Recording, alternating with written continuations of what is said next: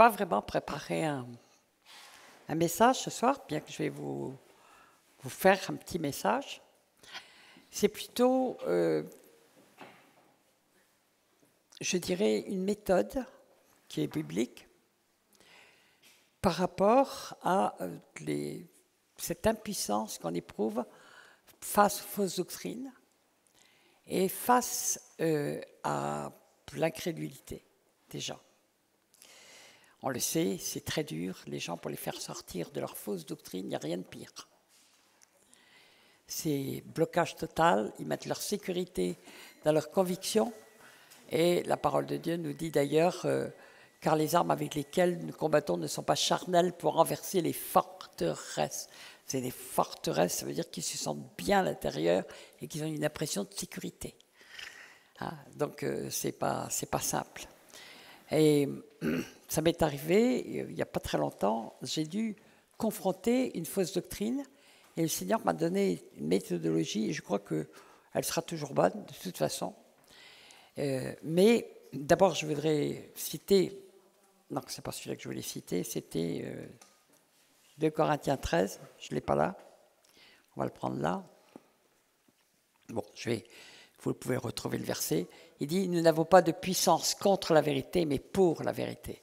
C'est-à-dire que nous sommes impuissants à démolir le mensonge, mais nous avons de la puissance dans la vérité. Quand nous proclamons la vérité.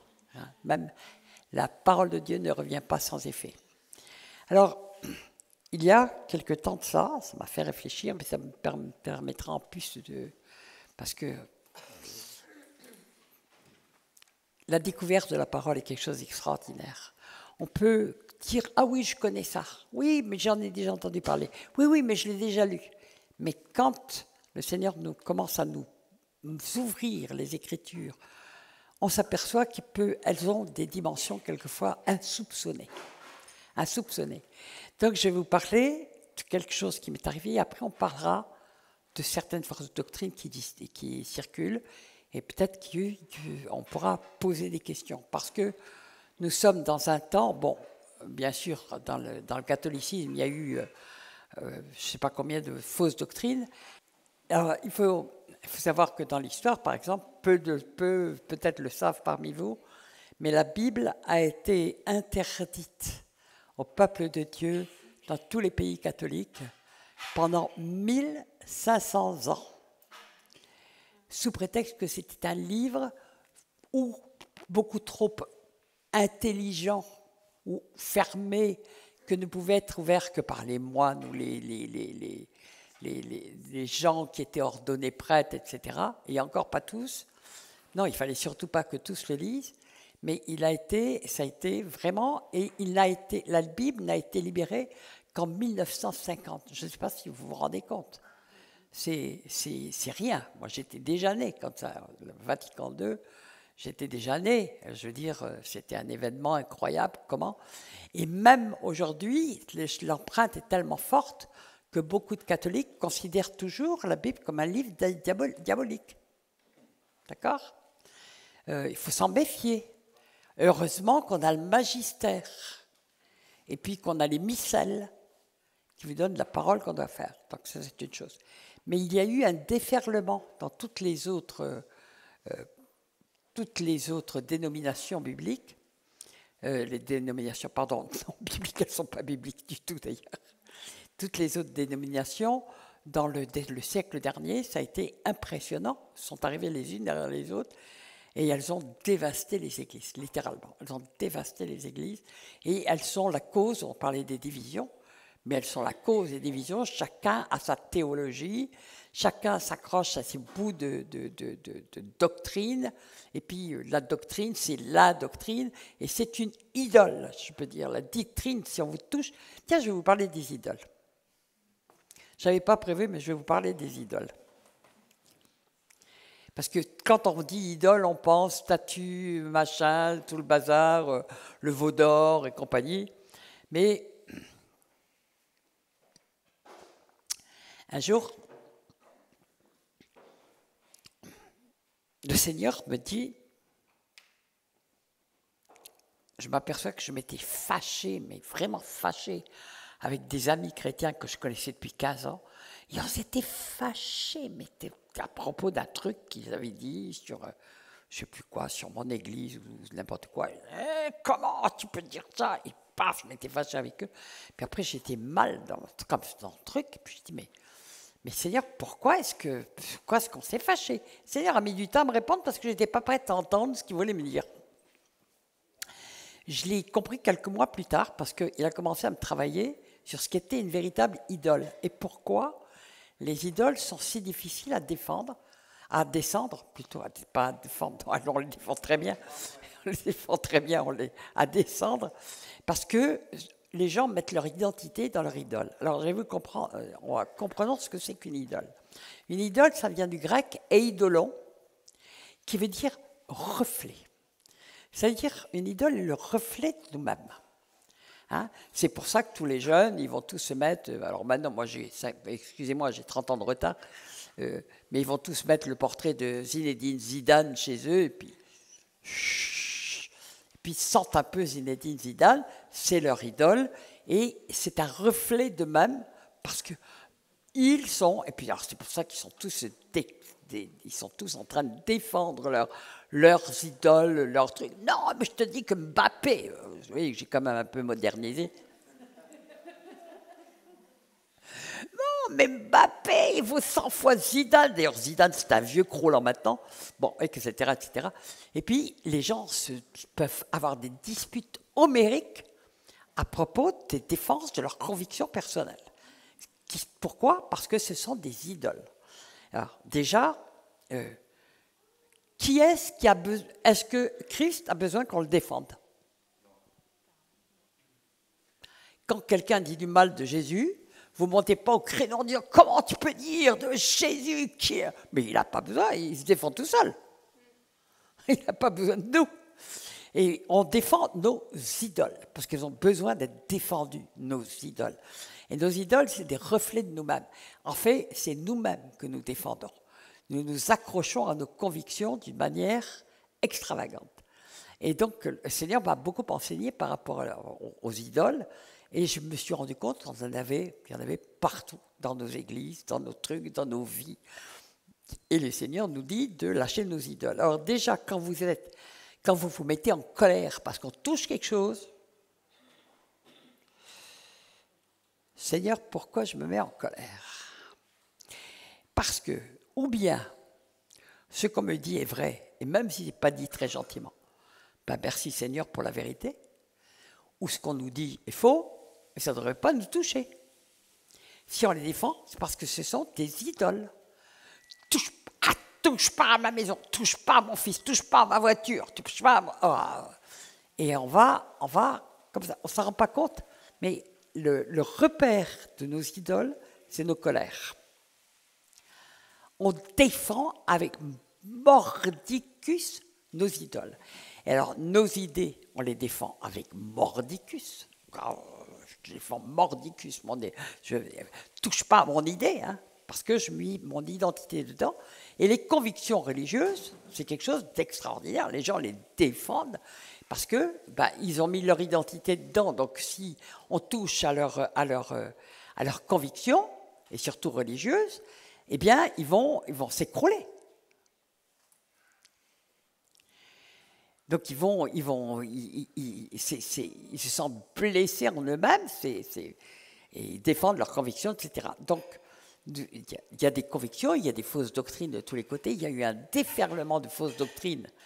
Ce siècle dernier, ça a été un déferlement, surtout peut-être depuis 70-80 ans, parce qu'il y a eu toutes les fausses doctrines qui sont arrivées des États-Unis, il y en a eu beaucoup, et elles ont inondé les églises, elles ont saccagé les églises. Alors, de temps en temps, on se retrouve encore avec des fausses doctrines, il y en a tous les jours de nouvelles, hein. Tous les jours, moi je vois des trucs. Si on n'est pas imprégné de la parole dans les temps actuels, on ne peut pas discerner des trucs. D'ailleurs, c'est ce que Jésus a dit en Matthieu 24, 24. J'ai plus sous les yeux là. On va aller, hein, parce qu'il met fortement en garde, hein, car il viendra à vous des faux prophètes. Attendez, je ne me souviens plus de Matthieu. Matthieu 24, 24. Et ils produiront des signes et prodiges et ils séduiront jusqu'aux élus. D'accord? Non, mais tant pis, je l'ai. Oh, c'est pour dire, il a dit, parler de la fin des temps, et il a dit, faites très attention. Ils séduiront jusqu'aux élus, c'est-à-dire aux enfants de Dieu qui pourtant marchent avec le Seigneur, marchent avec le Saint-Esprit.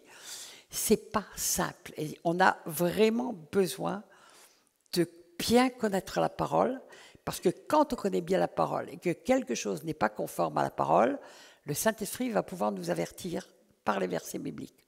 Tout d'un coup, tout de suite, oui, mais c'est contraire à ce que j'ai lu là.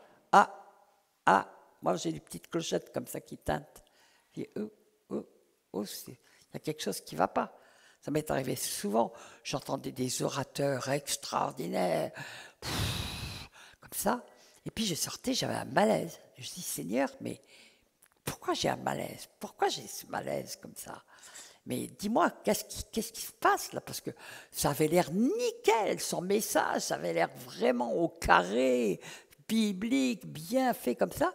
Ben, je demandais au Seigneur, je dis, Seigneur, pourquoi je suis dérangé comme ça?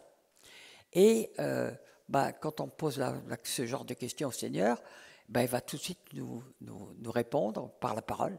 Hein. Il nous répond par la parole, et puis la parole va nous montrer, ou quelquefois, je pense à un cas particulier, tout d'un coup, quand j'ai posé la question au Seigneur, il dit, est-ce que mon nom a été prononcé et élevé une seule fois?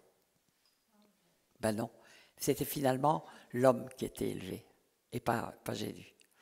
Donc pour vous dire que, mais c'est souvent très subtil. Alors il y a quelque temps, donc je vais partir de là pour développer sur un passage de la Bible qui est très étrange en fin de compte.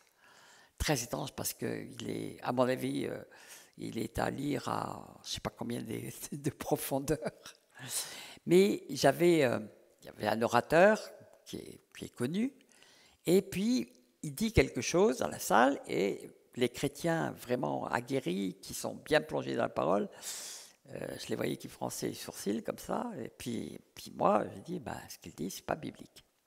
Et il était en train de dire, Jésus a porté tous vos péchés, vous avez demandé pardon, vous êtes pardonné une fois pour toutes, c'est terminé, vous n'avez même plus à y revenir, et puis à vous repentir, c'est fait une fois pour toutes.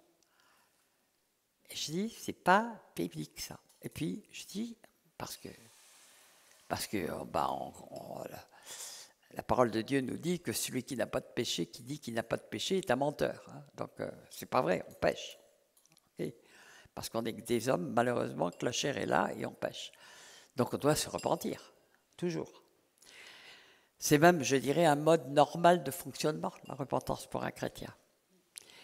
Et je dis, Seigneur, mais comment est-ce que je peux lui dire, alors que les convictions sont tellement fortes, parce que j'ai l'habitude, qu'est-ce que je peux trouver dans la parole pour lui prouver que sa théorie n'est pas bonne et que cette doctrine qu'il propage, parce qu'il est connu, donc il propage les doctrines, que sa doctrine n'est pas bonne. Et le Seigneur commence à me mettre à cœur un passage auquel je n'aurais jamais pensé et que je vais lire. Et qui était, lui savait quel était le cœur de cet homme et qu'est-ce qui allait le convaincre. Tandis que nous, on a nos arguments, même bien bibliques, mais quelquefois les gens les ont entendus 100 fois, ils ne s'en passent pas. D'accord? Et donc, on peut demander au Seigneur, Seigneur, mais comment je peux apporter... C'est important dans nos temps parce que ça court, ça déferle les fausses doctrines. Le Seigneur m'a donné Jean 13. Alors, je vais le lire quand même beaucoup plus que ce que je voulais faire, parce qu'il y a des passages dedans, je n'ai même pas encore toute la révélation, mais quand je l'ai relu, j'ai dit, mais waouh, Seigneur, mais ça te part. Là, j'ai une révélation à trouver. Et je dis, je l'ai à trouver. Hein. Alors, je lis Jean 13. Après, je vous parlerai du passage que je lui ai lu et qui a dit, ah ben oui, la fausse doctrine, elle est tombée. Alors, avant la fête de Pâques, Jésus, sachant que donc il est avant la fête de Pâques, sachant que son heure était venue de passer de ce monde au Père, et ayant aimé les siens qui étaient dans le monde, rien que dans ces paroles, il y a des choses... on pourrait faire des messages là-dessus. Mais alors celui-là, mis le comble à son amour pour eux. Pour nous, le comble de l'amour de Jésus, c'est quand même la croix. Et là, il est écrit, il mit le comble à son amour pour eux. Il sait pourtant qu'ils vont le trahir. Il sait qu'ils vont l'abandonner. Il sait qu'il va passer des heures épouvantables. On est en Jean 13. Hein? Jean 17, c'est la prière sacerdotale, et c'est à partir de Jean 18 qu'on a la crucifixion. Mis le comble à son amour pour eux. Mais qu'est-ce que c'est que le comble de l'amour pour Jésus? C'est tellement pas du tout dans nos normes que moi je suis interpellé. Il mit le comble à son amour pour eux. Qu'est-ce qu'il va faire pour mettre le comble à son amour pour eux? À mon avis, il y a des niveaux de révélation dans ce passage dont beaucoup m'échappent encore. Mais là, le Seigneur m'en avait donné un. Pendant le souper, lorsque le diable avait déjà inspiré dans le cœur de Judas Iscariote, fils de Simon, le dessein de le livrer, Jésus, qui savait que le Père lui avait remis toutes choses entre ses mains, qu'il était venu de Dieu et qu'il s'en allait à Dieu, se leva de table. Bon, là aussi, moi j'aime bien la manière de procéder quand tu décortiques comme ça un truc verset par verset, parce que souvent quand on fait comme ça, on s'arrête, puis on dit « Ouh, j'avais pas vu ça. Ouh, pourquoi ce mot a été employé? Pourquoi ce mot-là?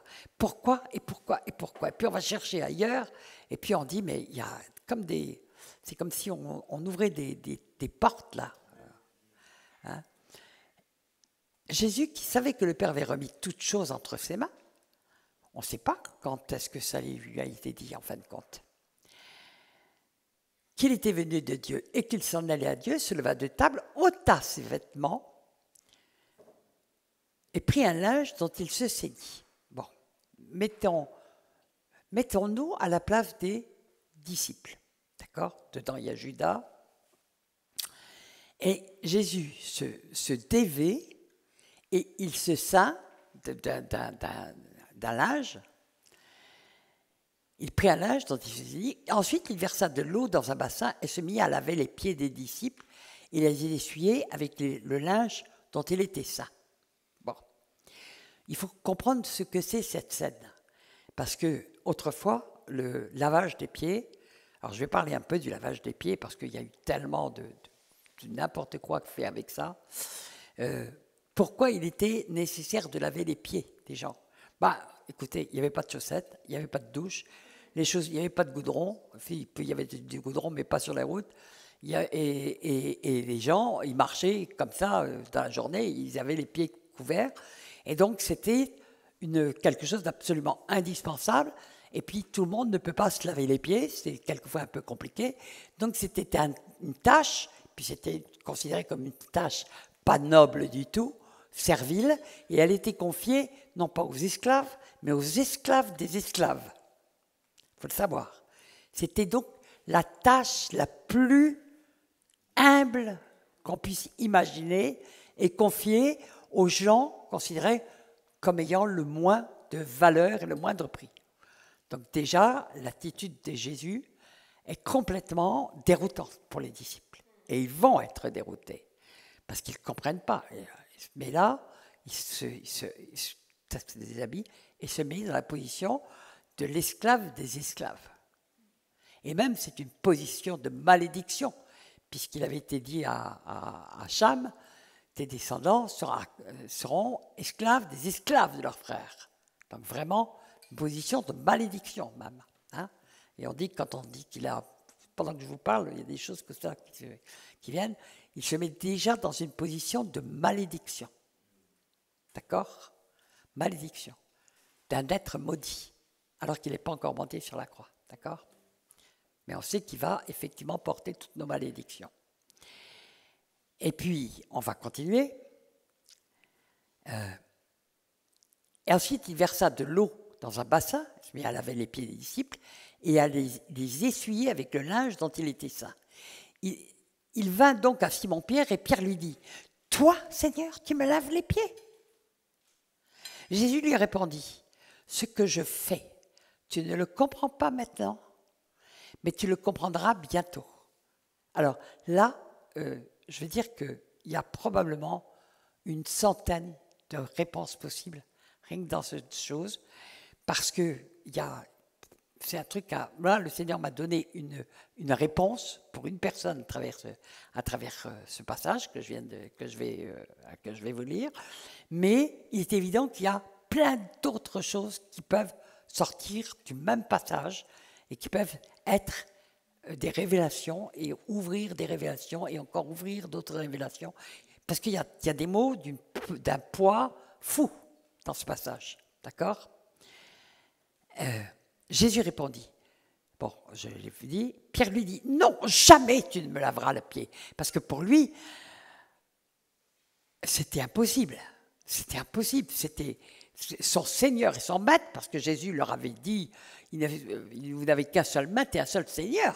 Bon, quoi, toi, mon Maître, non, tu te mets en position d'esclave devant moi, ça lui était même insupportable. C'était insupportable pour Pierre de voir ça. Et non, jamais tu ne me laveras les pieds. Jésus répondit, si je ne te lave, tu n'auras point de part avec moi. Wow. Donc il y a autre chose que le lavage des pieds. Hein. On est clair, ok. Simon-Pierre lui dit, Seigneur, non seulement les pieds, mais encore les mains et la tête. Et Jésus lui dit, celui qui est lavé n'a besoin que de se laver les pieds pour être entièrement pur. Donc c'est là-dessus que moi, le Seigneur m'a donné une réponse pour cet orateur. Vous êtes purs, mais non pas tous, parce qu'il y avait quand même Judas, il savait qu'il n'était pas. Car il connaissait celui qui le livrait. C'est pourquoi il dit, vous n'êtes pas tous purs. Après qu'il leur eut lavé les pieds, alors c'est aussi rassurant pour les gens qui se sentent un peu sales parce qu'ils ont encore des trucs qui traînent dans leur vie, qu'ils n'arrivent pas à régler, machin. C'est de gloire en gloire, hein. C'est un processus, la sanctification. C'est tous les jours qu'on doit crier, et puis qu'on doit avancer, et puis on a des trucs qu'on traîne quelquefois 5 ans, 10 ans, et puis on est là, on dit « Seigneur, j'en peux plus, aide-moi, aide-moi, aide-moi ». Pas vous ? Moi, oui. D'accord, ok. Puis, on a l'impression, vous savez, je dis, c'est comme les pelures d'oignons. On en retire, je dis, ça va être tout blanc de tout. Puis après, on dit, ah, c'est pas si blanc que ça. Et puis alors, puis après, on en retire. Puis on finit par arriver au cœur. Il est un peu plus blanc, mais à mon avis, il y a encore des trucs à faire là-dedans. Bon. Alors,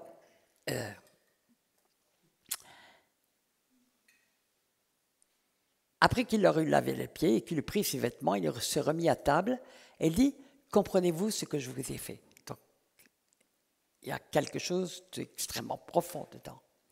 Et chacun d'entre vous peut avoir une interprétation. Et toutes peuvent être bonnes, parce qu'il y a quelque chose de très profond dans ce texte.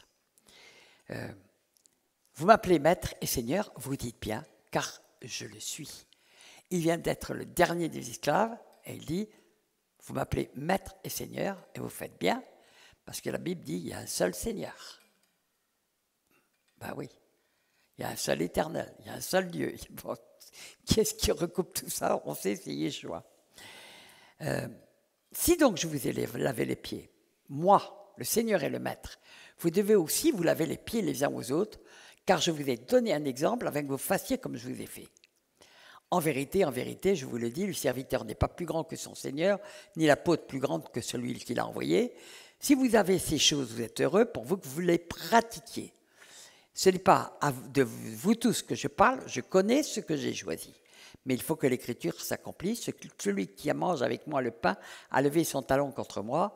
Dès en présent, je vous le dis, avant que la chose arrive, afin que lorsqu'elle arrivera, vous croyez à ce que je suis. Bon, donc il y a une immensité de choses là-dedans. Mais je vais revenir à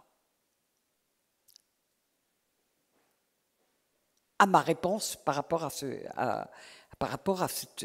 simplement cette fausse doctrine qui m'était présentée Et j'avais peur, si je lui dis, mais ce que tu dis n'est pas biblique, qu'il m'envoie paître. Parce qu'on s'accroche à nos fausses doctrines. Alors je lui ai lu ça, puis je lui ai dit, mais pourquoi Jésus a fait ça? Pourquoi il a dit, mais tu es pur, mais il faut que je te lave les pieds? Parce que le Seigneur m'avait donné une révélation entre-temps. Et je ne dis pas que c'est la révélation. Je dis c'est une des révélations qu'on peut trouver à travers ce texte qui est immense. Et là, je lui ai dit, mais tu es fils de Dieu, d'accord? Ouais. Pieds purs, ouais. Mais tes pieds touchent le sol, touchent le monde. Donc le monde est impur. Et de quoi se nourrit le serpent? De la poussière. Donc il faut bien enlever la poussière tous les jours. Même quelquefois, plusieurs fois par jour. Ben, le serpent se sert de tous nos péchés c'est sa nourriture. C'est pour ça qu'il faut nous laver tout le temps. Donc il faut bien nous repentir tout le temps, chaque fois qu'on attrape de la poussière. Là, il a dit d'abord, d'accord, j'ai compris. C'était très simple. Quand ça vient de Dieu, c'est juste pour vous dire, quand on est face à des fausses doctrines, il ne faut pas y aller avec nos gros sabots en disant « qu'est-ce que je vais faire ?» Parce qu'il y a Dieu qui connaît le cœur des gens et qui sait où ils vont être touchés. Qu'est-ce qui va les toucher? C'est important parce qu'on se trouve en face de gens qui sont complètement bloqués dans la fausse doctrine et peut-être que nous l'avons été aussi pendant très longtemps avant que le Seigneur nous éclaire. J'ai mené une bagarre contre la Trinité qui a duré 10 ans, qui n'est pas finie, mais je peux dire, tout le monde m'a tourné le dos, hein, tout le monde. Pourtant, c'est une doctrine qui n'est pas dans la Bible. Mais elle existe depuis 1500, plus que 1500 ans.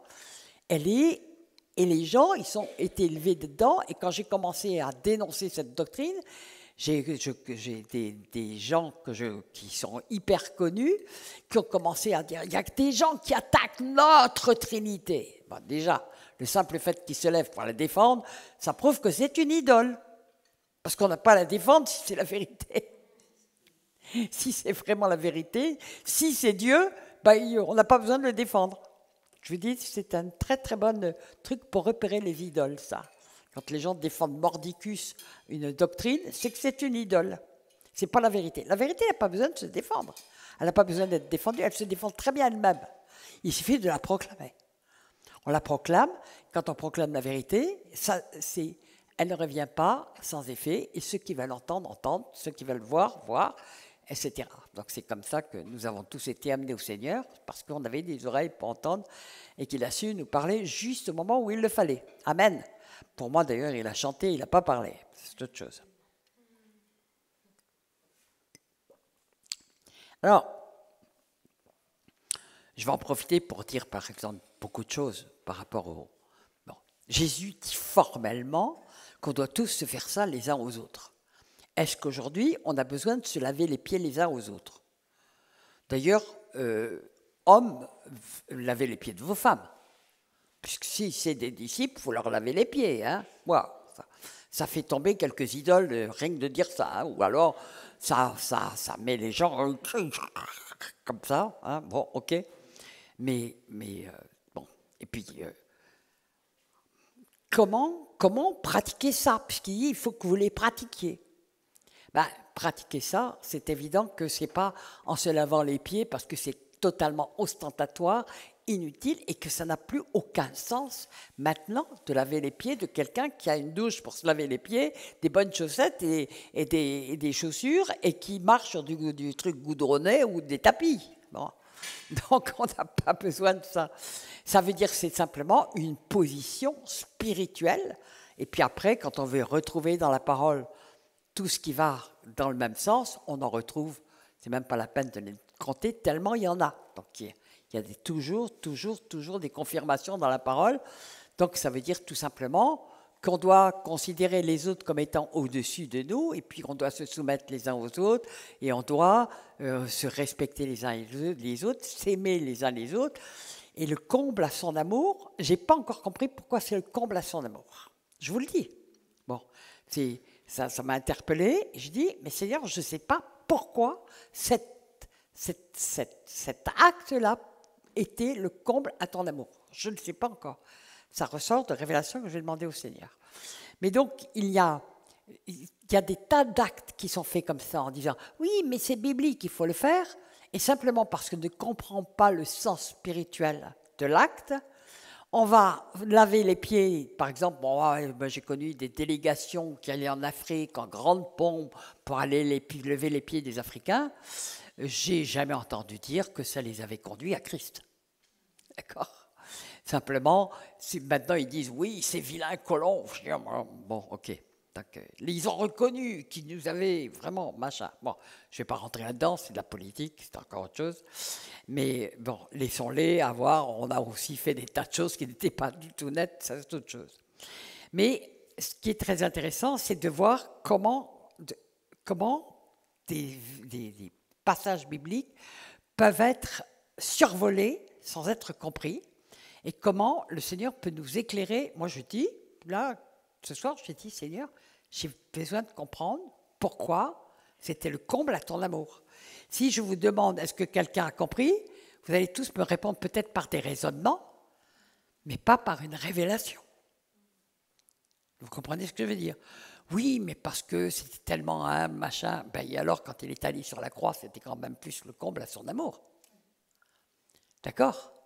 Donc, ce n'est pas avec des raisonnements qu'on peut répondre. On n'a pas raisonné la parole. C'est de la révélation, et puis la parole s'ouvre, tout simplement. Bon. Mais par exemple, nous avons un petit pendant, quand il est dit, Jacques 5,16, « Confessez donc vos péchés les uns et les autres, et priez les uns pour les autres, afin que vous soyez guéris.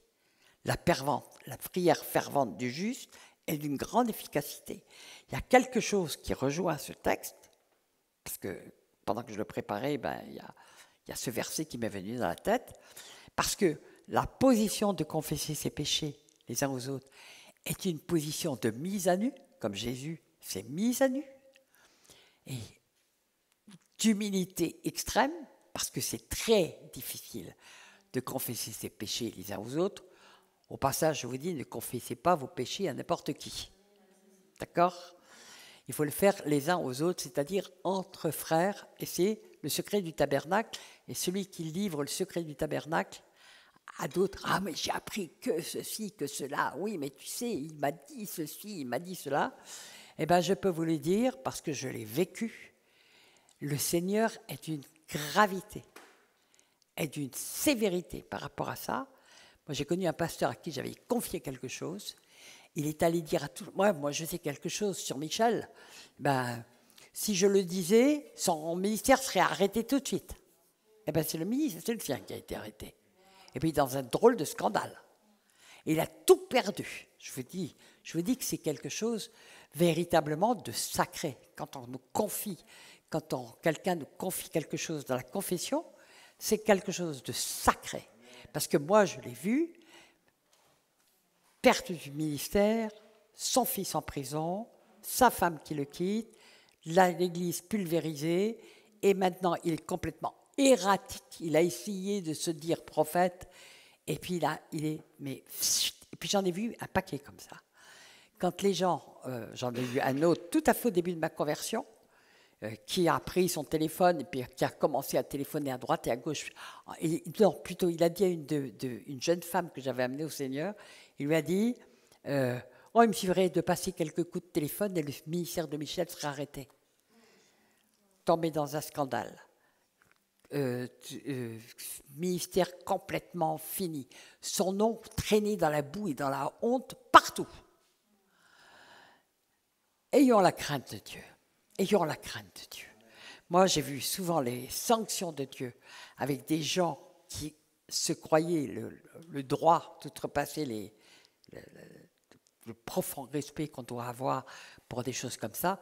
Confessez donc vos péchés les uns aux autres.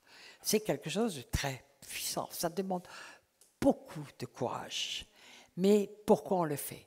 Pour que, en fait, c'est au Seigneur qu'on le fait, mais on le fait face à quelqu'un qui l'amour couvre une multitude de péchés. Donc, cette personne doit avoir un saint respect et surtout pas se mettre à juger ou à condamner, car c'est elle qui va l'être, mais tout simplement aimer, prier, et prier les uns pour les autres, parce que nous avons tous, nous avons des trucs qui sont qu'on voudrait bien pouvoir confesser quelquefois, mais on se dit, mais à qui peut-on se fier? Alors, heureusement, on a, je l'espère tous, des gens proches en qui on a une totale confiance, et si on a quelque chose qui va mal, on peut lui dire et on prie ensemble, point final, et puis le Seigneur nous aide. Et afin que vous soyez guéris, et on ne parle de guérison physique, mais de guérison spirituelle aussi, d'accord? Parce qu'on a confessé les péchés, on a prié les uns pour les autres, la prière fervente du juste est d'une grande efficacité. Donc c'est associé à ça. Ça veut dire que ça va donner une très grande puissance dans la prière, le fait de pouvoir le faire, de prier les uns pour les autres. On se lave les pieds les uns aux autres, là, en l'occurrence. On se lave les pieds. On est pur, mais on a besoin quelquefois de se laver les pieds. Et on a besoin de quelqu'un d'autre qui nous lave les pieds. Pendant que je vous parle, je suis en train de recevoir des révélations. Vous voyez, et peut-être que je vais arriver au comble. Non, mais je mens pas. Je mens pas. Je vais peut-être arriver à comprendre pourquoi c'est le comble. Mais je laisse le Seigneur me parler. Ça va peut-être arriver.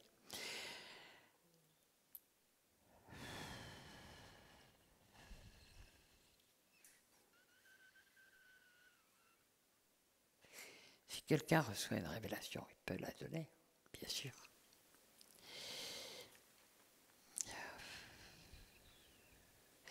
Si Jésus s'est mis en position devant des disciples qui allaient le trahir, l'abandonner, en position de personne qui va confesser ses péchés.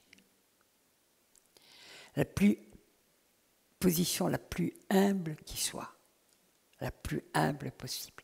Je viens à toi parce que je dois te confier quelque chose. Toutes ces choses qu'on a cachées. Et ce que je partage avec vous ce soir, je ne sais pas, mais j'ai jamais partagé encore. Jamais. Mais c'est arrivé comme ça parce que j'ai dit, Seigneur, de quoi je dois parler ce soir? Et je repensais à cet orateur qui a compris tout de suite en quoi sa doctrine était mauvaise.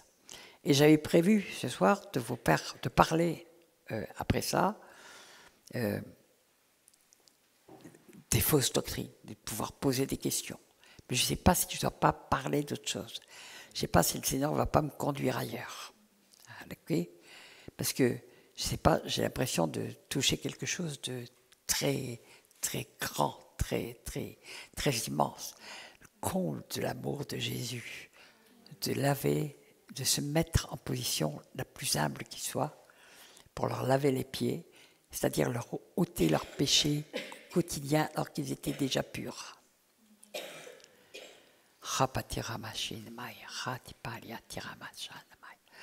Waouh! Je sens l'onction de Dieu, je ne sais pas ce qu'il veut faire là. Je ne sais pas ce qu'il veut faire. Je ne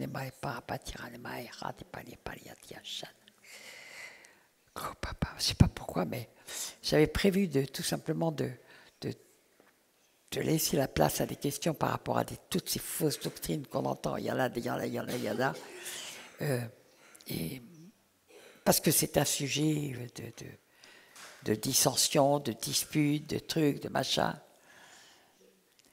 Mais il y a peut-être autre chose que le Seigneur veut faire.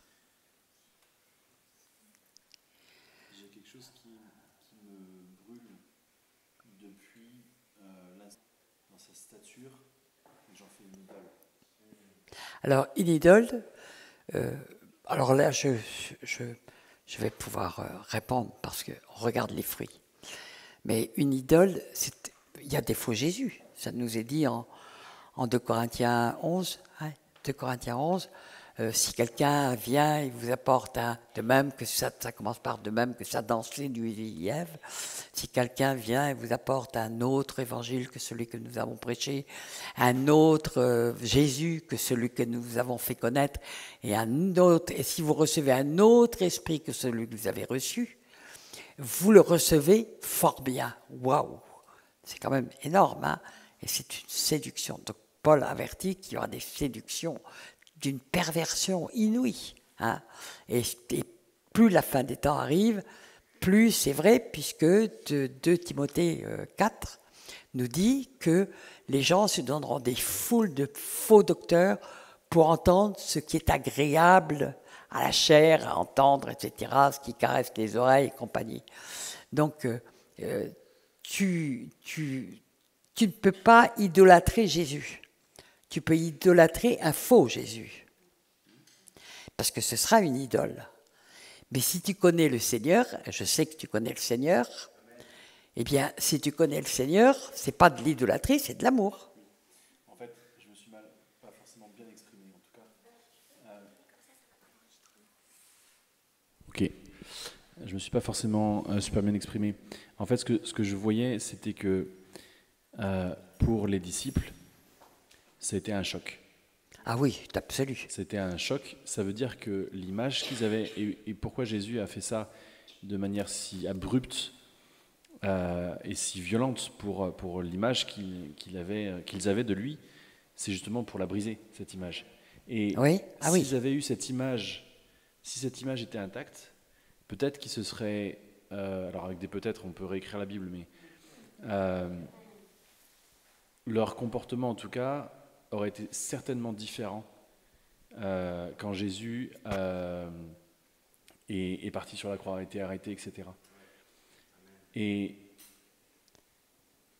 le fait d'avoir une image d'un Jésus brisé, d'un Jésus humble, a peut-être participé au fait qu'il lâche prise plus facilement, mais a révélé le vrai Yeshua. Et pourtant, 3 ans avec Jésus, et Jésus, il n'a pas été tendre, il n'a pas été dans la séduction. Non. Pas du tout. Et pourtant, les disciples avaient une fausse image de lui. Bien sûr, et puis on le retrouve en Matthieu 16. Attends que j'essaye. Je sais pas ouvrir ce truc-là. J'ai un petit problème là. Et en fait, pour finir... Matthieu. Hein? Non, ça va. Et en fait, pour finir, c'est que je me prétends pas être meilleur que... C'est pour ça que je parlais de moi. Je me prétends pas être meilleur que les disciples. Si les disciples, avec Jésus à côté d'eux pendant 3 ans, enseigner, ils arrivent à avoir une image qui n'est pas juste, sans parler d'une idole complètement... Combien moi, avec toutes les fausses doctrines qui traînent, avec un enseignement partiel, avec... moi, j'ai pas eu l'enseignement de la Torah comme ils avaient certainement eu dans la synagogue, etc. Et ben oui, il y a certainement des images de Jésus qui sont erronées. Oui, alors justement, je vais lire, tu parlais. Bon, c'est clair que ce choc des disciples, c'est effectivement qu'ils n'ont pas compris pas encore, qui était le véritable Jésus. Ils vont le comprendre qu'une fois que Jésus sera élevé et bien à l'ascension, et puis bien sûr à la Pentecôte quand il va recevoir le feu. Là, ils vont d'ailleurs changer complètement. Jusqu'alors, ils voient un homme, et quand on lit ce qui se passe en Matthieu 16, c'est tout à fait ça. Parce que Jésus va dire, Jésus étant arrivé, c'est ouvert à partir du verset 13, Jésus étant arrivé dans le territoire de Césarée de Philippe, demanda à ses disciples, « Qui dit-on que je suis, moi, le Fils de l'homme ?» Alors déjà, je vais m'arrêter 2 minutes sur le mot « le Fils de l'homme ». Jésus n'a jamais dit qu'il était le Fils de Dieu. C'était les gens qui disaient, les pharisiens disaient, il dit qu'il est le Fils de Dieu. Non, il n'a jamais. Il a dit plus de 100 fois, je suis le Fils de l'homme. Donc il se démarquait bien pour montrer qu'en tant qu'homme, il était séparé du Père, mais tout en étant un avec le Père, il se démarquait bien de Jésus, créateur de tout, comme dit Jean, tout a été créé par lui et pour lui, de celui qui était le créateur, mais qui s'était dépouillé de sa stature céleste. Donc il n'avait, pour l'instant de Jésus, que l'image terrestre. D'accord ? Et alors on le voit là, il demande à ses disciples, « Qui dit-on que je suis, moi, le Fils de l'homme. Quelle drôle de façon de parler, franchement. Fils de l'homme, qu'est-ce que ça veut dire, le Fils de l'homme? Et il répète tout le temps, le Fils de l'homme. Il montre bien qu'il est là, sur terre, en tant que Fils d'homme, et non pas encore en tant que Fils de Dieu, bien qu'il soit Fils de Dieu. Est-ce que vous me comprenez? Il est à la fois Fils de l'homme et Fils de Dieu, et il veut qu'on devienne tous Fils de Dieu. Et il va dire, tous ceux qui ont cru, très tôt, il va leur dire, il vous a été donné d'être enfant de Dieu. D'accord? Ok. Et qu'est-ce qu'ils répondent? Et référence toujours terrestre. Référence terrestre. Souvent, nous jugeons les gens d'après les références terrestres.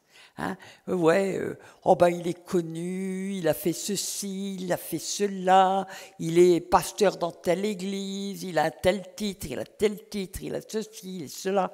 Et puis, alors, ils vont commencer par les références terrestres. Ils répondirent. Les uns disent que tu es Jean-Baptiste. Oh, pas mal, hein, il est Jean-Baptiste.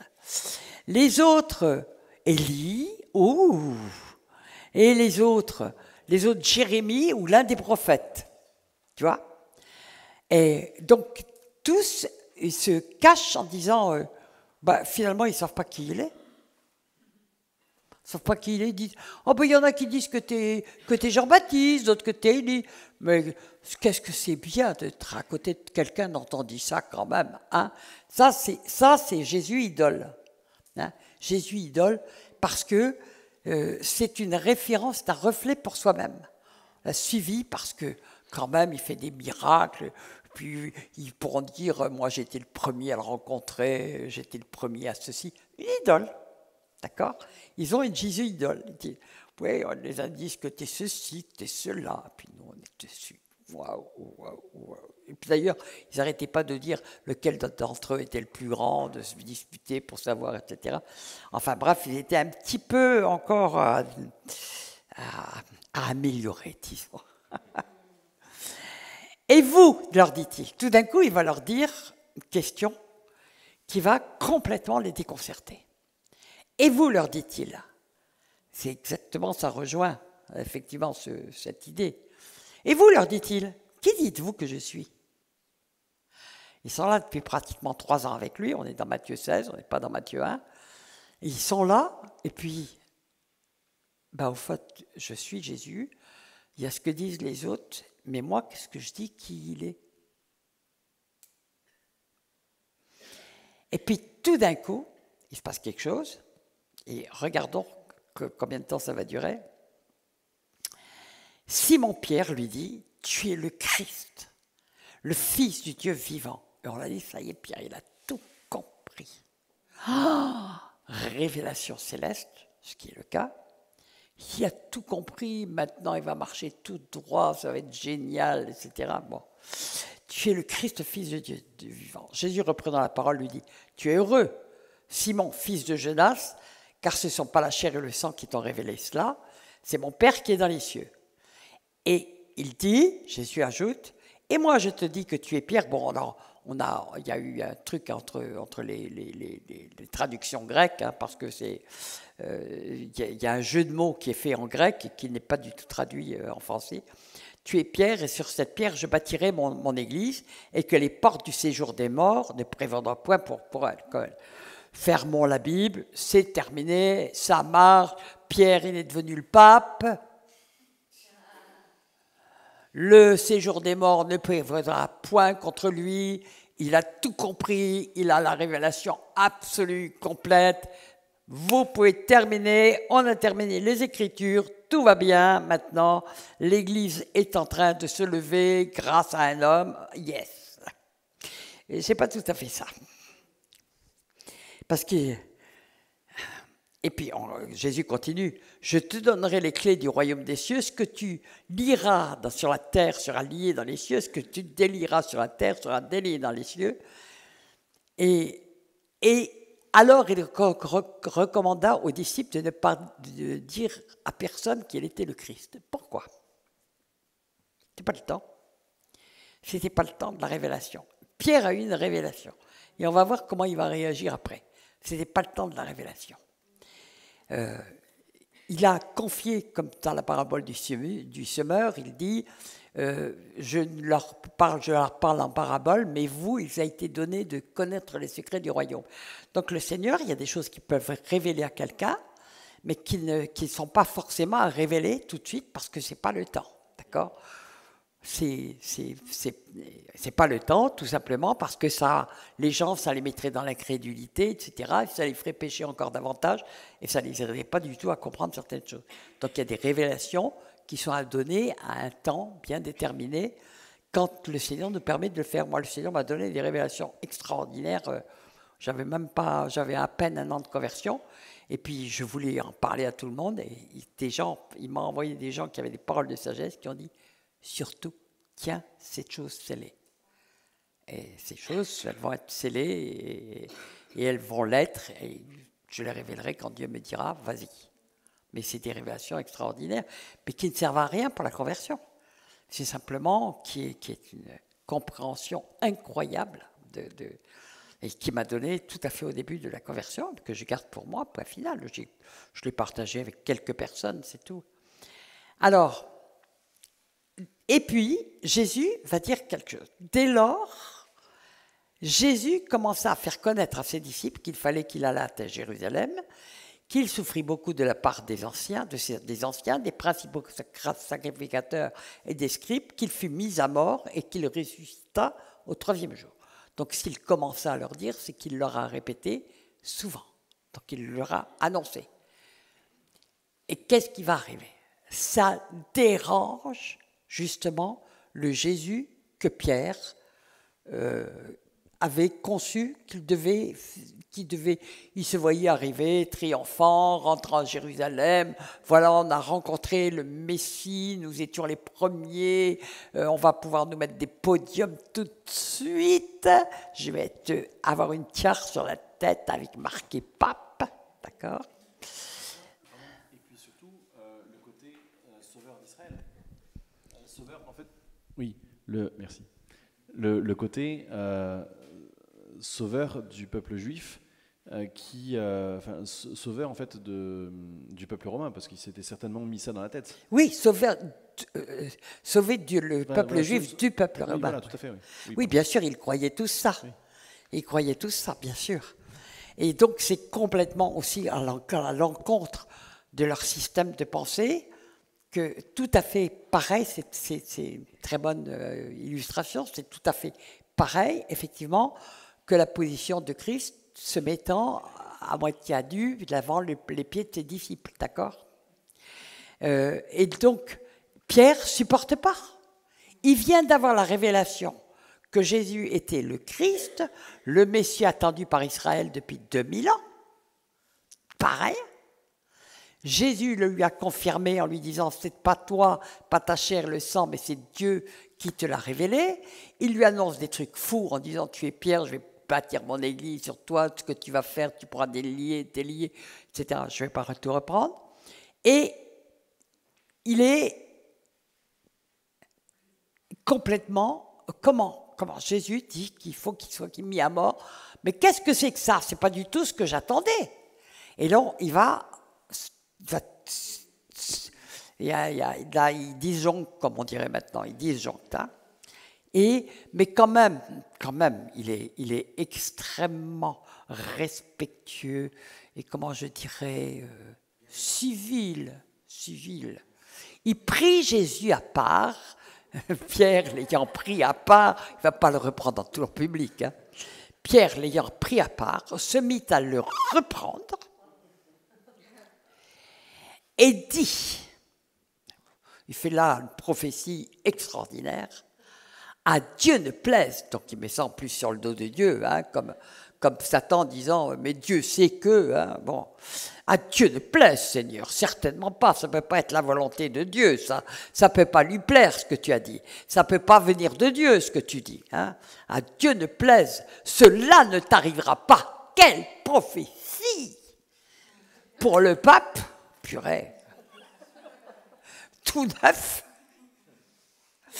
Alors ça rejoint un petit peu ce que tu as dit, tu vois, ils ne le connaissent pas en réalité et ils ne peuvent même pas imaginer parce que c'est inimaginable en réalité.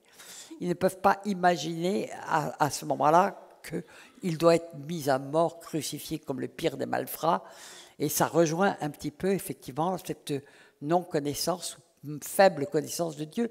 Alors, je ne dirais pas que c'est de l'idolâtrie, mais là, on voit que Jésus va être extrêmement violent quand même, hein, dans sa réponse. Parce qu'il dit, mais Jésus se retournant. Pourquoi Jésus se retourne?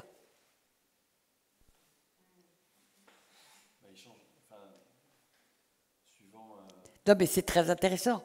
Parce que, tu vois, par exemple, tu vois le mot se retourner, par exemple, dans l'Apocalypse 1, Jean doit se retourner. Oui, c'est pas qu'il fait volte-face. Enfin, pour moi, c'est qu'il change de... Comment? Oui, mais c'est tout le long de la Bible où on le dit se retournant. Tout le long de la Bible. Tu retrouves plusieurs fois se retournant. Quand Daniel tombe au sol, il doit se retourner. Tu retrouves très souvent, il y a une étude à faire là-dessus que je n'ai pas faite, mais dans l'Apocalypse 1 aussi, Jean se retourna. Tu vois pourquoi il n'était pas tombé en arrière pourtant. Oui, est-ce qu'on pourrait traduire en changea d'attitude? Oui, non, mais ça, c'est des raisonnements terrestres. Il y a quelque chose d'autre à trouver. Jésus n'a pas changé d'attitude, c'est Jésus là qui se retourne. Jésus se retourna. C'est pas, en fait, enfin, dans ce que j'essaie de percevoir et en tout cas d'exprimer, c'est pas qu'il était de dos, que Pierre lui parlait de dos. Écoute, c'est très compliqué parce que chaque fois que tu trouves se retourna, tu te trouves devant une position où manifestement il faut un demi-tour, une conversion. Il y a une conversion. Pourquoi cette conversion? C'est un mystère, je n'ai pas fait l'étude, mais il y a un mystère dedans. Pourquoi Jésus se retourne? Jésus, parce que Pierre l'a pris à part, donc il devait être face à face. Jésus se retournant, dit à Pierre, Jésus ne lui tournait pas le dos. Non. Donc il y a un mystère dedans. Et ce n'est pas Jésus qui fait volte-face. Il y a quelque chose, il y a un mystère pour moi là-dedans. Parce que c'est dit plusieurs. Tu regarderas se retournant ou se retournant, tu vas voir les nombres de fois où c'est fait dans la Bible. Oui, vas-y. Ça me fait penser quand David, ses frères lui disaient, tu es un petit orgueilleux, tu vas combattre Goliath. Et David se retourna. Et on dit aussi que David se retourna. Oui, mais c'est dit plusieurs fois dans la Bible et toujours à des moments très étonnants. Ça fait penser au terme conversion. Une conversion. Ouais. Mais conversion, c'est un demi-tour. Conversion.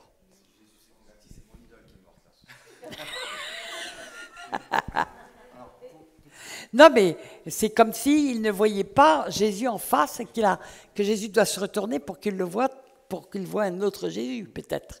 Dans ce sens, ça rejoint ton idée d'idole.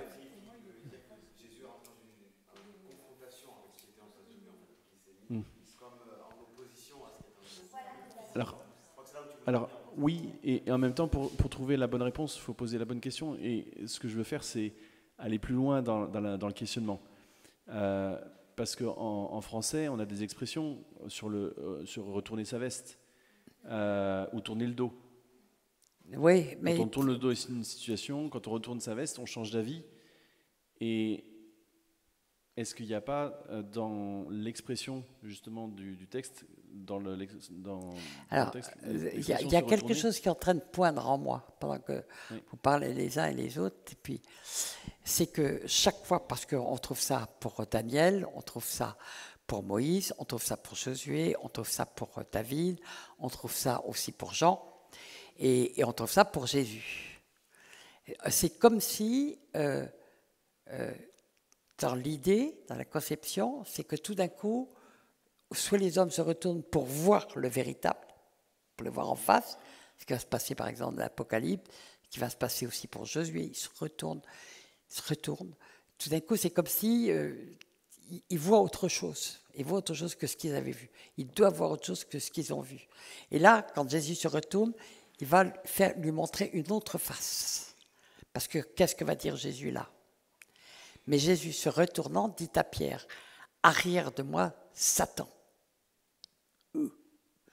Tu m'es en scandale. »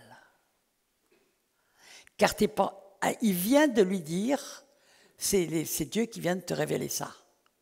Il vient de lui dire, tu es Pierre, Pierre, je vais bâtir mon église. Il vient de lui dire, tout ce que tu iras dans la terre sera délié dans les cieux. Et tout d'un coup, il y a Pierre qui dit une ânerie, enfin qui croit très intelligente, il fait une crise d'humanisme aigu, disons. Hein. Dieu ne plaît, cela ne t'arrivera pas. Non, il fait une crise d'humanisme. Il fait une prophétie de coussin, enfin de jolies petites prophéties, là, sympa, là. Non, mais non, je ne crois pas ça. Moi, je te le dis, de la part de Dieu, ça t'arrivera pas. C'est moi, le grand Pierre, qui vient d'être nommé pape, qui t'a parlé quand même. Hein. Attention. Bon. Et là, Jésus a montré déjà un tout autre visage, mais Jésus sur arrière de moi, Satan, tu mets en scandale, car tes pensées ne sont pas les pensées de Dieu, mais celles des hommes. Ça veut dire toutes vos pensées qui ne viennent pas de Dieu sont manipulées par le diable. Et elles envoient. Et elles peuvent être des pensées apparemment bonnes. Là, il croit être bon quand il dit ah, Dieu ne plaise, cela ne t'arrivera point. Mais il dit ça à Jésus en le reprenant. Mais quand même, il le prend à part pour le reprendre. Non, mais moi, la scène, je la trouve extraordinaire. Mais elle rejoint un peu. Je pense que la clé, elle est là. Je pense que c'est de ça que Jésus se défait. Oui, il change le visage en disant tu ne me connais pas. Oui, c'est aussi une interprétation.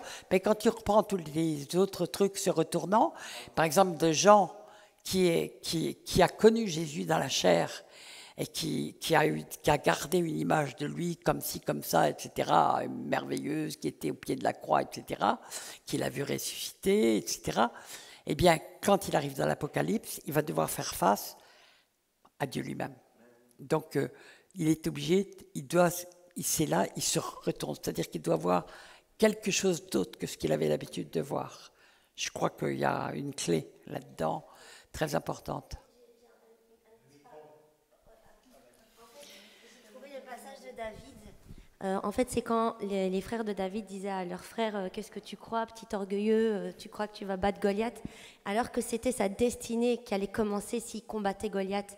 Et en fait, les frères, c'est comme si Satan parlait à travers les frères pour l'empêcher d'entrer dans sa destinée. Et la destinée de Jésus, c'était d'aller à la croix. Et en fait, c'est pour ça que David dit, il leur dit, David tourne le dos à ses frères et pose la même question à notre Bon, mais il dit, il tourne le dos aux frères. Et en fait, tourner le dos, ça veut vraiment dire, je ne calcule même pas ce que tu me dis, quoi. Je te calcule pas. Mais ça, je crois que c'est autre chose. C'est autre chose parce que dans tous les autres retournades dont on parle tout d'un coup de se retourner et de voir un tout autre Jésus ou un tout autre ange de l'Éternel ou un tout autre, ce qui est arrivé, l'homme à l'écritoire pour Daniel, il se retourne. Il se retourne. Et dans l'Apocalypse, il se retourne. Il avait une image de Jésus, une idée de Jésus qui n'était pas mauvaise, mais de Jésus homme. Et là, il va se trouver tout d'un coup confronté devant Jésus Dieu. Vous voulez qu'on lise le passage dans l'Apocalypse? Il est très intéressant. Moi, Jean, votre frère, et qui part avec vous à la tribulation et au royaume de la persévérance en Jésus. J'étais dans l'île appelée Patmos à cause de la parole de Dieu et des témoignages de Jésus. Je fus ravi en esprit au jour du Seigneur et j'entendis derrière moi une voix forte comme le son d'une trompette. Waouh! Qui disait, ce que tu vois, écris-le dans un livre et envoie-le aux sept églises, à Éphèse, à Smyrne, à Pergame, à Thyatire, à Sardes, à Philadelphie et à Laodicée. Je me retournai pour voir quelle était la voix qui me parlait. Et après m'être retourné, je vis 7 chandeliers d'or. Alors il voit plus, c'est plus un homme qui voit. Hein. Et au milieu des 7 chandeliers, quelqu'un qui ressemblait à un fils d'homme. Qui ressemblait à un fils d'homme. Vêtu d'une longue robe, ayant une ceinture d'or sur la poitrine. Et là, je vais vous faire remarquer quelque chose. C'est indescriptible ce qu'il voit. C'est pour ça qu'il va dire comme. Exactement comme Daniel, d'ailleurs. Il va dire, il était comme. Parce que c'est indescriptible. Il n'y a pas de mot humain pour le décrire. Sa tête et ses cheveux étaient blancs comme de la laine blanche, comme de la neige. Ses yeux étaient comme une flamme de feu. Ses pieds étaient semblables à les reins ardents, comme s'il eût été embrasé dans une fournaise. Et sa voix était comme le bruit de grandes eaux.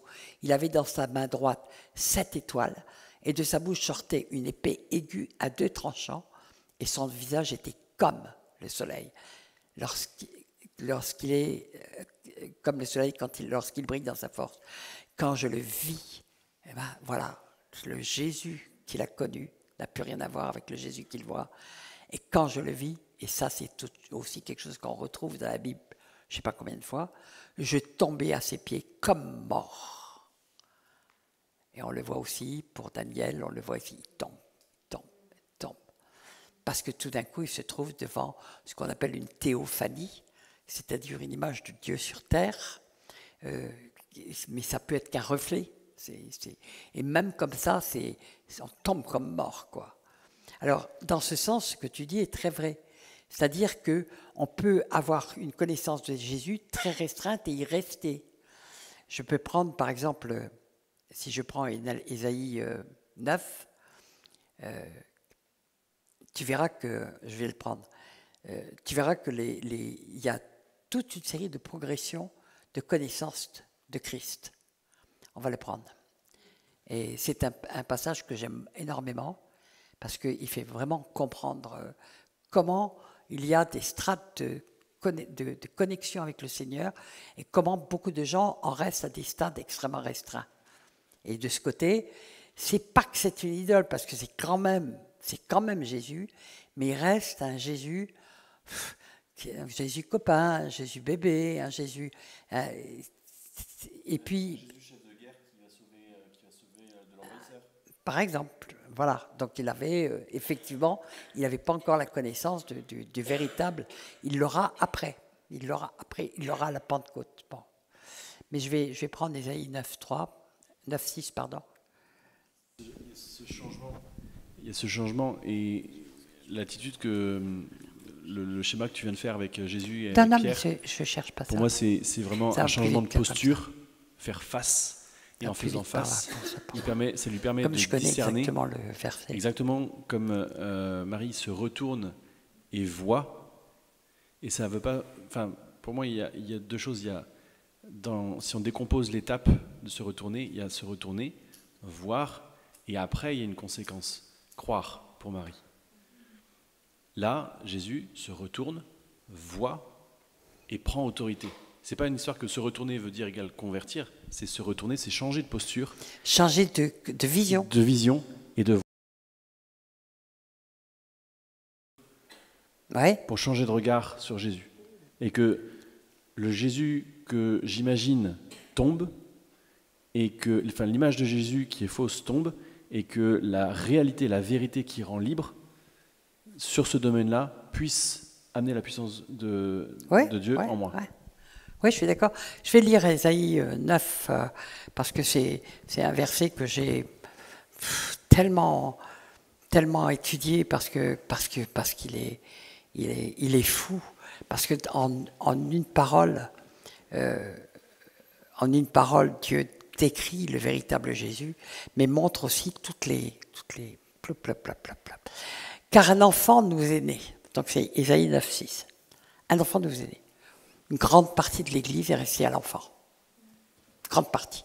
À l'enfant dans les bras de sa mère, le petit Jésus, bon, ok.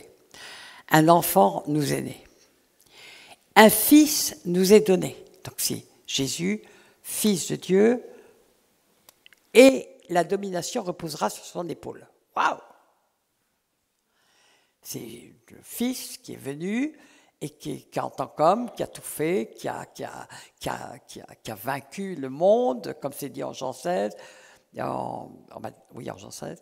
Il a tout accompli à la croix de Golgotha, tout est fait, il a dit tout est accompli, c'est fait. Et beaucoup de gens en restent à ce fils qui nous est donné. Et ils ont un fils, et puis on peut tout lui demander parce qu'il a tout accompli, et puis on en reste là. Pourtant, il est dit à ce moment-là, c'est très mal traduit là-dedans, dans quelle traduction je suis moi? Pourtant, je suis Louis II, mais il change les termes là ou quoi? Ah. Oui, je peux aller dans Darby, mais... Non, mais ça fait rien, je vais reprendre Mais pourquoi ils ont changé la traduction? Non, non, pardon, excusez-moi. Et on l'a pas appelé, il n'a pas changé, c'est moi qui... On l'appellera.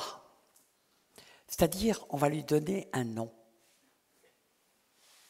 Vous avez vu qu'avant, il n'y a pas de nom.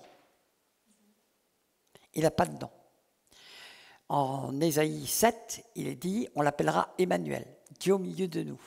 Ok, Emmanuel. Mais là, il n'a pas de nom. C'est un enfant, puis c'est un fils. Et puis, on l'appellera. On l'appellera. Là, on rentre dans une autre dimension. Il a un nom. Il y a un seul nom qui nous a été donné. Et on va, non pas donner son prénom, mais on va dire des appellations qui correspondent à qui il va être en réalité. Donc il y a une progression dans la connaissance. On l'appellera admirable. Alors le terme admirable, je pourrais aller chercher dans les Strong, c'est vraiment quelque chose de... Non, c'est pas waouh, justement, c'est pas waouh. C'est quelque chose d'incompréhensible, de même pas mesurable. C'est comme le mot merveilleux qui est utilisé à un autre moment. Ça dépasse l'imagination, l'entendement. Oui, c'est une bonne définition. Ça dépasse, on ne peut pas trouver les mots. On peut pas, comme Daniel et comme quand ils l'ont rencontré, on ne peut plus trouver les mots on ne peut pas le décrire parce qu'il est indescriptible. Il est, point final, il est, ok. Alors, admirable. Puis le mot suivant, c'est conseiller. Alors, quand on prend 2 chapitres plus loin, on voit qui est ce conseiller. Je ne vais pas vous le lire, mais vous pouvez le lire. C'est-à-dire que là, on est dans une position où on comprend que tout peut être fait en lui donnant son conseil et on ne peut rien faire sans lui. Voilà. C'est une autre position de soumission. Hein. Seigneur, tu es celui. Bon. On l'appellera conseiller. On est toujours dans on l'appellera. Admirable, conseiller. Dieu puissant. Waouh! On n'est plus dans le petit Jésus, dans le copain. On n'est plus dans le Fils de Dieu. Il est le Dieu puissant. Là, il y a une révélation beaucoup plus haute. Il est le Dieu, il n'y a qu'un seul Dieu. OK? Père éternel. Ah, ouf! Il est aussi le Père éternel. Ben oui, il fait qu'un avec lui. On arrive à un stade de révélation. Et bien là, la Trinité, il n'y a qu'un seul Dieu. Il n'y a qu'un seul Seigneur. Il n'y a qu'un seul éternel. Il n'y a qu'un seul point final. Et puis après, on arrive, prince de la paix. Prince de la paix, c'est ce qu'il va être durant le millénium. Il va être le prince de la paix durant le millénium. Donc vous voyez simplement dans ce passage, après, donner à l'empire de l'accroissement une paix sans fin au trône de David et à son royaume, l'affermir, le soutenir par le droit et par la justice, dès maintenant et à toujours, voilà ce que fera le zèle de l'Éternel des armées. Il est aussi l'Éternel des armées. Amen. Vous voyez, dans ce condensé, dans cet espace-là, il y a une nuée de révélations, mais qui nous montre aussi qu'on peut avoir des stades de connaissance de Jésus, et qu'en réalité, on peut avoir entendu parler de lui, on s'adressera à la mère plutôt qu'à l'enfant. Alors là, on est en pleine idolâtrie, bien entendu. Et puis, mais quand même, l'enfant qui est né, c'est en soi-même un miracle fou. Il s'est fait homme, point barre. Il s'est fait homme. Et qu'à peine est-il, certains sont venus se prosterner devant lui comme un roi. Il le savait. Hérode a fait tuer tous les enfants parce qu'il a compris par les Écritures que c'était lui qui arrivait. Amen. Et puis ceux les religieux, ils n'ont pas voulu le voir parce qu'ils avaient leur système de pensée, de conviction, de la manière dont ils devaient se présenter. Et c'est le plus dangereux, c'est justement de laisser... La seule chose qui peut nous amener à connaître le Seigneur, et on ne connaît qu'en partie, ce sera plus on lit la Bible, plus on pratique ce qu'il nous demande, plus on passe du temps avec lui, plus il se révèle. plus il se révèle. Donc je dirais peut-être pas que c'est de la révélation, mais je dirais que c'est, on rentre dans une connaissance de plus en plus grande de Dieu, point final. C'est la marche normale. C'est une marche normale sous réserve qu'on ait envie de le connaître. Et qu'on ne veuille pas en rester à un stade qui nous arrange. Ben oui, de gloire en gloire, oui, et puis de révélation en révélation, il se révèle, Dieu se révèle.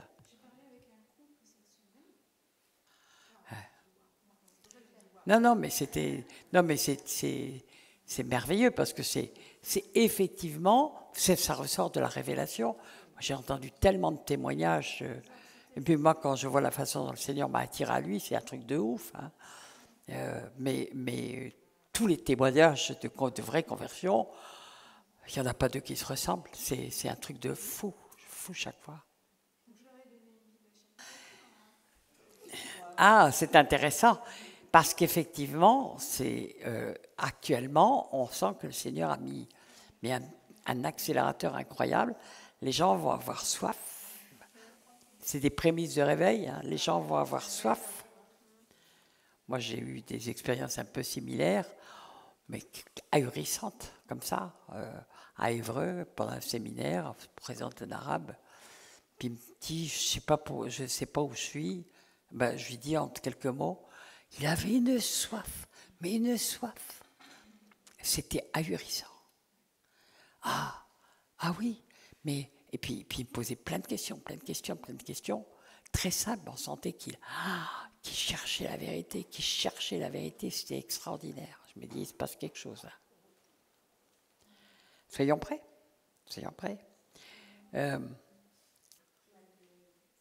Attends, j'ai pas très bien compris.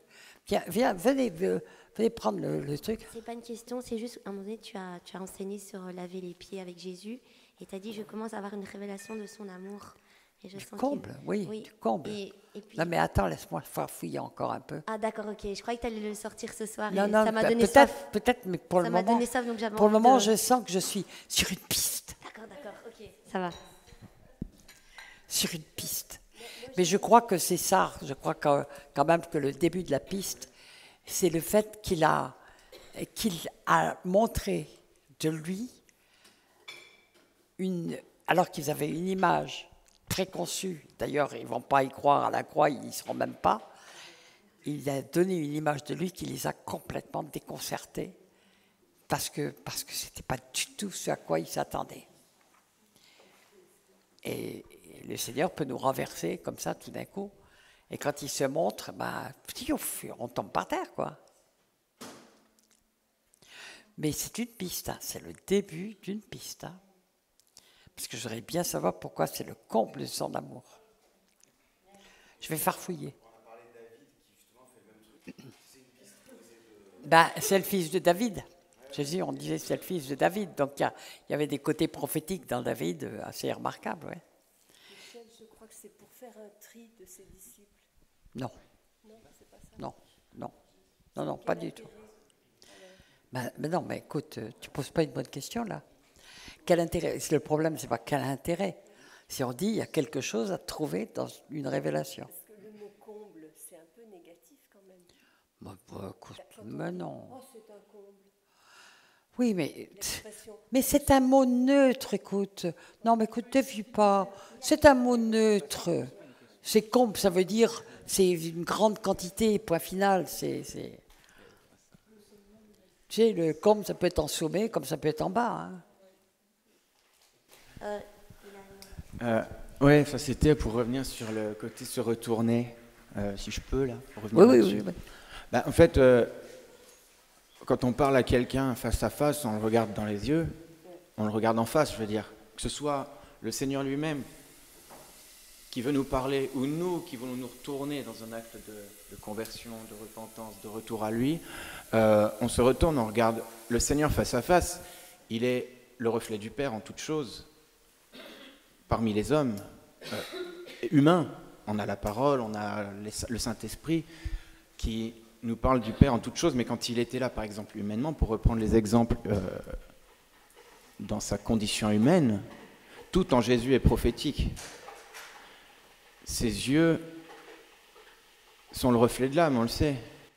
Donc, On n'entend plus rien avec la bouilloire. c'était pour dire que l'âme du Père, au travers du Fils, nous parlait aussi par les yeux, notamment la bouche, elle nous fait face, on ne parle pas à quelqu'un. La Bible, on ne va pas l'étudier là-bas, ou ce genre de choses. Donc en fait, oui, effectivement, on doit faire face, un face-à-face aussi. Oui, mais vous voulez voir quelque chose de physique alors qu'il est clair que c'est quelque chose de spirituel. C'est 100% spirituel ce que je dis, en fait. C'est 100%, oui, spirituel. C'est complet. Oui. Tout ce que Jésus était 100% prophétique. Dans sa personne. Ou spirituel. Oui, je le parle dans ce sens que tout représente quelque chose dans son être. Et c'est pour ça que je dis que si je veux te parler, Michel, ou à qui que ce soit, en principe, je te regarde. Si je veux vraiment m'adresser à toi. Oui, mais et Jésus, il était en face d'eux, il parlait. Oui. Quand il le prend à part, il peut peut-être être à côté, mais il peut être en face puisqu'il l'a pris à part. Donc il y a là, essayez de ne pas tourner en rond, de ne pas tout ramener au truc physique humain. En fait, moi, quand je vois parce qu'on n'est pas dans l'humain. Oui, mais encore une fois, tout ce qui était physique en Jésus sur terre nous représente quelque chose de céleste. C'est pour ça que je le dis comme ça. Oui, mais ce qui apparaît dans tous ces exemples qu'on a montrés, c'est qu'il va y avoir une révélation d'un autre Jésus qu'ils ne connaissent pas. Oui. D'accord ? C'est dans cette posture qu'ils peuvent l'avoir. Que ce soit l'homme à l'écritoire, que ce soit c'est quelque chose qu'ils ne connaissent pas et qu'ils n'ont pas imaginé et qui les déroute complètement, qui les fait tomber à terre, Alors, ils se retournent, ça peut être dans ce sens que effectivement, il y a un changement total de vision, quoi, tout simplement. Enfin, bon, est-ce qu'on peut chandelier, en fait. Pas trop tournicoter autour de ça, parce que sinon on y sera dans 12 heures. En fait, je voudrais juste revenir à ce que tu disais sur le comble de l'amour. Je sais que ça. J'ai dit que je suivais une piste, oui. mais laissez-moi la continuer quand même. Oui. Mais tu sais pourquoi ? Parce que cet après-midi, on a énormément parlé de l'amour et c'était vraiment très profond. Donc quand tu parles, là, quand tu as parlé du comble de l'amour de Jésus. Et que tu es allé... Moi, je ne connaissais pas cette traduction-là, je ne l'ai pas trouvée, le comble de l'amour, enfin, je n'ai pas trouvé... mais qu'ils le disent comme ça m'a vraiment frappée avec ce qui s'est passé cet après-midi, parce que c'était vraiment fort. Et on est allé dans 1 Corinthiens 3, et que je n'ai pas entendu, donc je n'ai pas copié. J'ai pas copié. Mais justement, donc quand tu as rebondi dessus, je me suis dit, il y a vraiment quelque chose là... Que Dieu veut nous dire. À creuser. Et alors... Ça m'a interpellée après quand on a creusé, est-ce qu'il n'y a pas quelque chose aussi lié à cette vision qu'on a de Jésus, justement ? On parlait de faux Jésus, de notre vision qu'on peut avoir de Jésus. Ça, c'est une question intéressante. Voilà. Est-ce qu'on a une vision tronquée? Ou à quel niveau en sommes-nous de la connaissance du véritable ? Jésus, est-ce qu'il n'est pas lié à cette vision que ses disciples à ce moment-là avaient de lui ? Enfin, je ne sais pas. Ce qui est très intéressant dans ta question, c'est que nous voyons que quand Jean écrit l'Apocalypse, il va se retourner, il va tomber à terre, il voit le véritable, et puis qu'après, Jésus se révèle. Les lettres 3 aux 7 églises et le premier chapitre, il y a une révélation incroyable. Il faut comprendre que Jean, entre-temps, a passé, on estime qu'il a passé, qu'il est sorti peut-être de Patmos vers 90 ans. Donc il a dû passer peut-être, 60 ans avec le Seigneur. Donc à approfondir. C'est pour ça que toutes les épîtres de Jean, que l'évangile de Jean, il est d'une profondeur folle. Et vraiment, c'est lui qui parle de l'amour. Donc il a dû apprendre à connaître Jésus. Pourtant, il semble qu'il ait eu la véritable révélation de Jésus qu'il croyait connaître à Patmos, puisqu'il se retourne et puis il est loin du Fils d'homme sur lequel il posait sa tête. Et qui va lui dire, en Apocalypse 1, 8, qui va lui dire je suis le premier et le dernier, le Tout-Puissant. Waouh! Pas rien quand même. C'est une révélation incroyable de Jésus. Et c'est pas arrivé tout de suite. C'est pas arrivé tout de suite. Il y a eu un long temps qu'il a passé seul avec son Seigneur. Il y a là, apprendre à le connaître. C'est aussi pour nous, on fait le même cheminement en fin de compte. On fait le même cheminement. Ça ne veut pas dire qu'on a une idole au départ, ça veut dire que il faut chercher à le connaître, dit Dieu, chercher à me connaître, car ma venue est aussi sûre que celle de l'aurore. Donc, on cherche à le connaître. On le cherche, on le trouve. Ouais, je voulais dire que vraiment quand tu parles, je termine. Ça brûle en moi, mais c'est brûlant. Enfin, depuis le début, avec le comble de l'amour de Jésus, je t'assure, Ah oui, t'as accroché, toi. Ah ouais. Mais oui, mais moi aussi, ça m'a accroché. Depuis cet après-midi, ça c'est la continuation. Et il y a vraiment quelque chose de ouf. De ouf, oui. Parce que c'est avant la croix. C'est avant la croix. Et tu as dit, je sens un truc fort. Ouais. Je vais rentrer dans un truc Voilà. Oui. Je vous ai dit, laissez-moi méditer. Alors, encore une fois, je m'accroche aux branches et je réunis les branches parce que ce que j'entends là, à rebondir sur David, quand il dansait, il y a Proverbe 15-33 qui dit « L'humilité précède la gloire ». Et David, il dansait devant l'arche. Son humilité précédait la gloire. Jésus, quand il lave et qu'il annonce en réalité ce qui va suivre, son humilité précède sa gloire à venir. Et notre humilité permet peut-être la réception d'une gloire prochaine à travers son amour.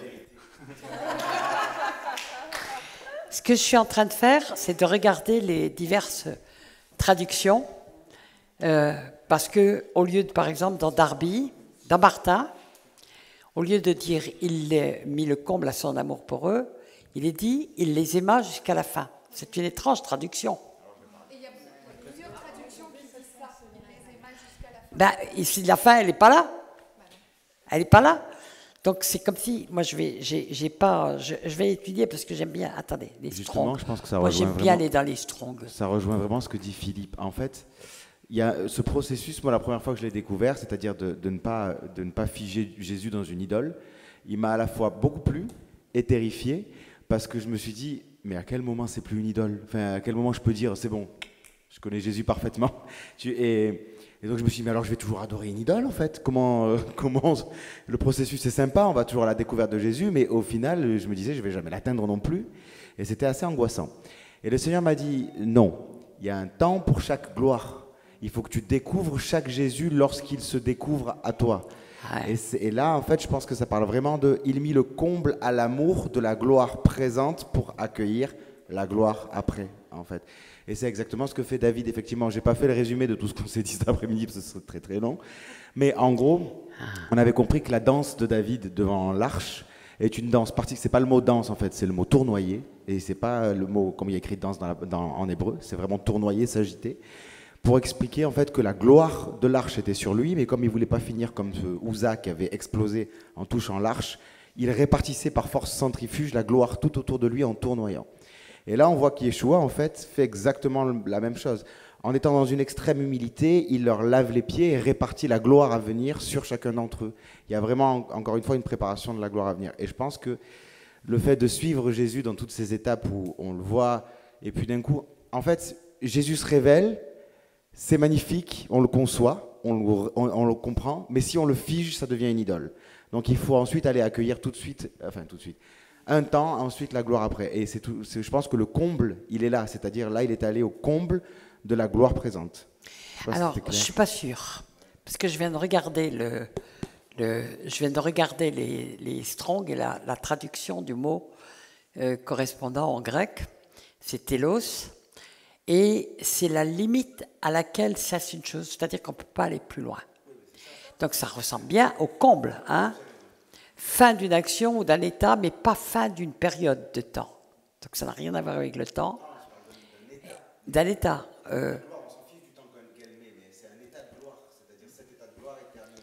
Bon, mais le mot implique quelque chose, on ne peut pas aller au-delà. Donc ce n'est pas une étape, on ne peut pas aller au-delà. C'est pour ça que là, non, oui, mais pourquoi? Donc il y a un mystère. Il y a des mystères dans la parole.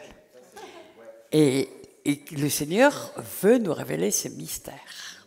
D'accord? Donc le mot télos, c'est vraiment, il n'y a rien à faire, c'est quelque chose, on ne peut pas aller au-delà. Donc il y a quelque chose, on ne parle pas de la connaissance que les disciples ont de lui, ils ne l'ont pas. On parle de son amour à lui, pourquoi c'est à cet instant qu'il a mis, il les a jamais autant aimés et les aimera jamais autant qu'au moment où il fait ça. C'est ça que ça veut dire, le mot qui est utilisé. Donc il y a un mystère et je vais creuser la piste. N'oublie pas de filmer cette étude. Non, mais en plus, tu peux toi avoir la réponse ou quelqu'un d'autre peut avoir la réponse. Comme ça que ça fonctionne. On est tout d'un coup interpellé, on dit Seigneur, révèle-moi, et puis on s'aperçoit que Dieu l'a donné la révélation à quelqu'un d'autre parce que il n'y a que lui qui fait. Un jour, je lui posais comme ça la question j'avais fait beaucoup plusieurs fois, en tout cas, j'avais fait un message sur les 9 dons spirituels. Et chaque fois que j'arrivais au don spirituel, le don de la foi, je m'étranglais, parce que ça me paraissait totalement contradictoire, puisqu'il est dit que sans la foi, on ne peut pas plaire à Dieu. Et puis, Pierre dit qu'il faut que notre foi augmente, machin, que c'est ce qui est le plus précieux aux yeux de Dieu. Puis je dis, mais Seigneur, c'était pas juste, quoi, tu la donnes gratos à quelqu'un comme ça. Il n'a même pas d'effort à faire. Je ne comprends pas. Chaque fois que je prêchais là-dessus, j'avais aucun autre problème avec les autres dons et je n'arrivais pas à comprendre ce qu'était le don de la foi. Et puis, j'ai posé la question au Seigneur, il ne me donnait pas la réponse. Ça a duré plusieurs années avant qu'il me donne la réponse. Puis un jour, je vois arriver sur mon ordinateur, je vois arriver dans mes mails, le don de la foi, c'est... Eh bien, j'ai eu ma réponse. Dieu peut nous répondre quand il veut, quand on est prêt à l'entendre. Et c'était ahurissant, parce que la personne écrivait, le don de la foi, c'est quand on voit la main de Dieu dans tout. Et j'ai ouvert les yeux grands comme ça, en disant, mais Seigneur, le don de la foi, je l'ai. Je l'avais, et je ne me rendais pas compte que j'avais eu un don remarquable et que le Seigneur m'avait donné pour accompagner mon ministère qui serait très difficile. Il fallait que je voie la main de Dieu dans tout. Et je m'étonnais que les autres ne voient pas la même chose. Ben oui, c'était un don qui n'avait rien à voir avec le fait que je devais aussi faire grandir ma foi en lisant la parole de Dieu, en la mettant en pratique, etc., comme tout le monde. Mais c'était un don dont j'avais besoin pour mon ministère, qui me permettrait de tenir dans les temps très durs, ce qui a été le cas. Donc c'est pour dire que Dieu se révèle sa parole, et puis c'est à nous de lui poser les questions et de chercher, et puis après il donne la réponse quand il veut, et comme il veut, et par qui il veut. Amen. Et moi, enfin, tout ce qu'on dit là, bon, peut-être pas à les pieds, mais tout ce qu'on dit là me parle beaucoup parce que à la fête des trompettes, notamment Philippe était là, mais pour ceux qui étaient là, le Seigneur me demandait d'annoncer justement un temps où il allait justement paraître comme, alors comment expliquer, mais Un soleil dans sa force. non, au contraire, qu'il allait comme se voiler à nos yeux, c'est-à-dire comme si Dieu allait c'est compliqué à expliquer parce que c'était vraiment une étude qui était très longue, qui parlait de David et de son fils Absalom, mais En fait, Dieu me disait, c'était parti d'une question que Dieu m'avait posée, qui était très troublante pour moi, mais qui m'aidait à déconstruire l'idole de la gloire actuelle, parce qu'on est en train de passer à notre gloire bientôt, en fait. Ouais. Donc c'est vraiment très actuel ce qu'on dit. Et à la fête des trompettes, particulièrement, on a senti qu'il y a quelque chose qui s'est, voilà, tout le monde. Et la guerre israélo-palestinienne qui s'est enclenchée à Sukkot en est la preuve. Il y a vraiment, on est passé dans un autre temps. Et le Seigneur me posait cette question de « Et si je perdais toute ma puissance, est-ce que tu m'aimerais quand même ?» Donc là, je vous livre mon intimité avec le Seigneur. Voilà, question très bizarre qu'il m'a posée. Mais là où il voulait en venir avec moi, c'était « Est-ce que si j'étais avili à tes yeux, tu chercherais à me reconstituer vite parce que ça te dérangerait que je ne sois plus le Dieu que j'ai l'habitude d'être pour toi ?» Ouais. Ou est-ce que tu m'aimerais quand même? Et en fait, il jumelait ça à David qui perd toute sa royauté, qui perd tout son... Parce qu'Absalom le trahit.